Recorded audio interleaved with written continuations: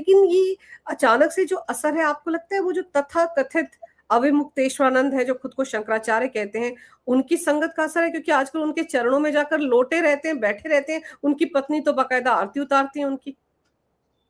देखिए, शंकराचार्य के लिए मुझे कुछ नहीं कहना, लेकिन इतना कहूं कि जैसे ही दिग्विजयनाथ को जितना हिंदू समाज हिंदू मानता है, उतना ही उनको शंकराचार्य मानता है हिंदू समाज जो है। बाकी इसी शब्द से आपके दर्शक समझ जाएंगे कि शंकराचार्य कौन है, कैसा है, असली नकली, इस पे मैं नहीं टिप्पणी करूंगा। लेकिन जिस तरह से एक फोटो आई थी अभी कल परसों में, उनका चरणों में बैठे हुए दिखाई दे रहा था, पहली बार देखा कोई शंकराचार्य की बॉडी लैंग्वेज जो है, सिटिंग पोस्चर जो होता है वह मैटर करता है।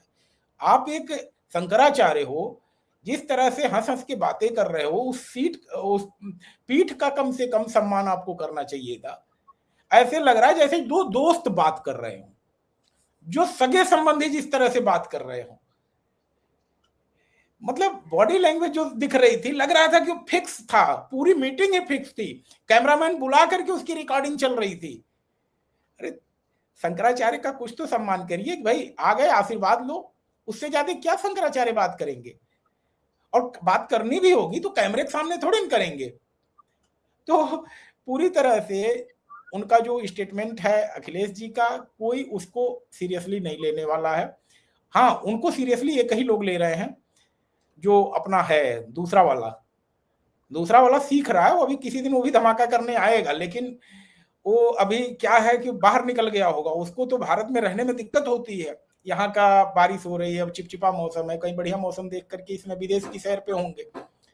तो जब बाहर रहते हैं तो उसकी पार्टी के कार्यकर्ता भी खुश रहते हैं कि चलो यार, गया हुआ है बाहर, कम से कम परेशानी से बचे हुए, आएगा कुछ ना कुछ ब्लंडर ही मारेगा, जैसे फुटबॉल में कहते हैं ना, सेल्फ गोल मार देना। और फिर कांग्रेसी प्रवक्ताओं को जो है उसमें बोलना पड़ता है, मैंने नाम भी ले लिया पार्टी का। तो बात है कि अभी वो दूसरा वाला भी आएगा, वो भी कुछ ना कुछ धमाके करेगा, लेकिन सवाल का जवाब नहीं होगा। सवाल तो पूछा जा रहा है ना कि भाई आप इतना चंदा चोरी की बातें कर रहे हो, अगर अवध बार एसोसिएशन, अवध कह रहा हूं, Ayodhya bar association complaint police में दे सकती है, तो समाजवादी पार्टी क्यों नहीं दे सकती? किसने उनके हाथ पर पकड़ रखे हैं? आपके पास सारी क्रेडिबल इंफॉर्मेशन है, आप भी चले जाइए। तो आप सरकार से सवाल पूछ रहे हो, कह रहे हो सरकार का सारा सिस्टम। अरे सरकार का सारा सिस्टम है, आज एज ए कॉमन सिटीजन आपको राइट मिले हुए हैं, कोर्ट में कंप्लेन तो दे सकते हो, थाने में तो कंप्लेन दे सकते हो। दे दो चंपत राय जी के खिलाफ, XYZ जिसके खिलाफ कंप्लेन आपको देनी है, कम से कम ड्यू प्रोसेस में वो चीजें होंगी। लेकिन आप सब कुछ सोच रहे हो सरकार की तरफ से किया जाए। अरे भाई, सरकार अपना हाउस ऑर्डर में कर रही है, मतलब ये कहते हैं कि जो ट्रस्ट के लोग हैं अपना ऑर्डर में कर रहे हैं, उसमें सरकार क्यों दखल देगी? भाई मंदिर का काम है, मंदिर व्यवस्थापक उसको देखेंगे चीजों को जो है। तो अखिलेश जी कहीं न कहीं इस तरह की बातें करके अपने आप का असली चेहरा वो दिखा रहे हैं, और इससे कहीं से उनके वोटर पे फर्क पड़ने वाला नहीं है। जो उनका फिक्स वोटर है उसके ऊपर भी, और जो उनको छोड़ के जा चुका है उसके ऊपर भी कोई फर्क नहीं पड़ने वाला है। लेकिन संदीप जी, अविमुक्तेश्वरानंद के साथ जिस तरह से गलबैयां हो रहे हैं अखिलेश यादव, क्या आपको लगता है कि उनको लग रहा है कि इसी बहाने शायद कुछ हिंदू या समाज जो सनातनी है उनकी तरफ आए, और इसमें पता नहीं कैसे खुद भूल जाते हैं अविमुक्तेश्वरानंद की उनकी कैसे धुनाई करवाई थी इन्हीं अखिलेश यादव ने अपनी सरकार के दौरान, कैसे दौड़ा दौड़ा कर पीटा था, बटुकों के साथ किस तरह का व्यवहार किया था, वो उनको याद नहीं आता, लेकिन प्रयागराज में जो कुछ हुआ उस पर वो बड़ा बवाल काटते थे। सबसे पहले तो एक चीज सनातन की खूबसूरती समझिए कि यहाँ पर कोई मिस्टर एक्स मिस्टर वाई नहीं है जो अपने आप को खलीफा कहे, या वो कहे कि भाई हम ही सब कुछ हैं और वो फतवा जारी कर देगा, उसके बाद सारे लोग एक डायरेक्शन में जाएंगे।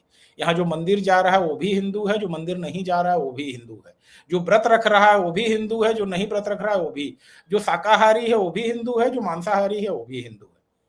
तो इसलिए यहाँ कोई सर्टिफिकेट बांटने वाली ना बिल्डिंग है, मैं बिल्डिंग कह रहा हूं, यहाँ ना सर्टिफिकेट बांटने वाली कोई बिल्डिंग है, ना ही सर्टिफिकेट बांटने वाला कोई व्यक्ति है, और ना ही हिंदू उससे कोई गवर्न होता है।